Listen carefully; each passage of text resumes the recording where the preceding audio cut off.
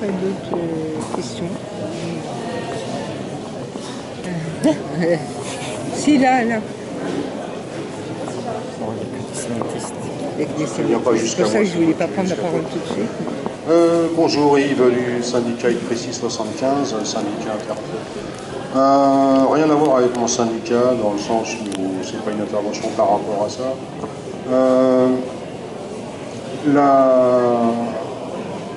La question que je me pose, et qu'on se pose souvent quand on discute en permanence syndicale ou autre, c'est comment faire pour arriver à étendre notre syndicalisation. Parce que se syndiquer dans un syndicat, déjà, pour beaucoup de gens dans les entreprises, ça fait peur. Parce qu'ils ont peur d'être montrés du doigt, parce qu'ils ont peur d'être virés, puisque maintenant, les patrons n'hésitent plus à licencier des syndicalistes ou des syndiqués. À la CNT, encore plus. Ouais. Ça fait encore plus peur.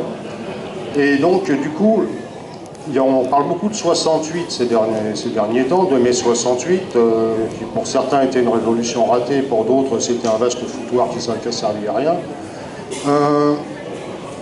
Et la peur a changé de camp en fait, parce qu'à l'époque il y avait plein emploi et les travailleurs avaient la rue.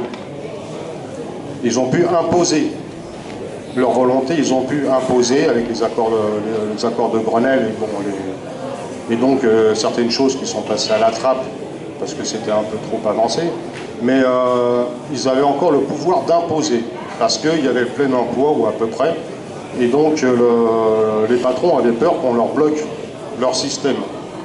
Avec le chômage de masse qu'on a aujourd'hui, en fait la peur elle a changé de camp.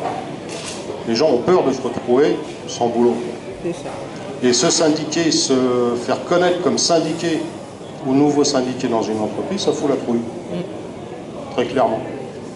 Donc la question que je me pose, c'est comment arriver à faire tomber cette barrière, comment arriver à refaire changer la peur de côté, et de façon à ce que dans une entreprise, il n'y ait pas quelqu'un qui vienne nous dire qu'est-ce que fait ton syndicat ou que font les syndicats, parce qu'il n'est pas pour autant ce qui se passe dans sa boîte, mais plutôt qu'il arrive à nous dire qu'est-ce que je peux faire avec le syndicat.